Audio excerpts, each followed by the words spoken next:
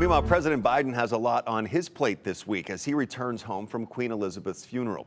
This as his own surprising comments about the 2024 presidential race during a high-profile interview raised questions about his future.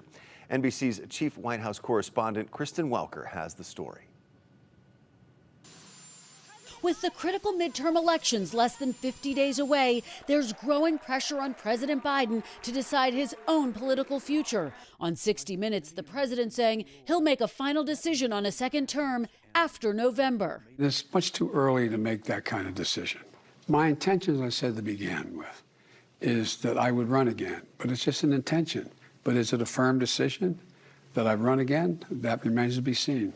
Speculation has been swirling among Democrats about whether the president will make a second bid for the White House, with his age front and center. Mr. Biden, who will turn 80 in November, is the oldest president ever.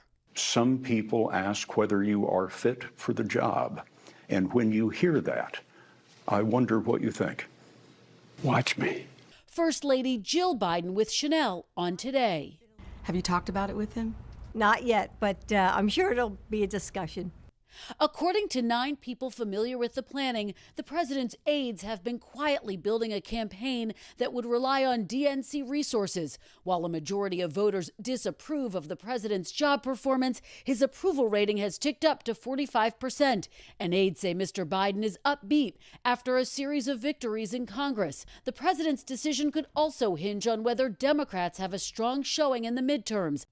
If the president decides not to run, the Democratic race would be wide open, with Vice President Kamala Harris, Transportation Secretary Pete Buttigieg, Senator Bernie Sanders, and several high-profile Democratic governors all considered top contenders.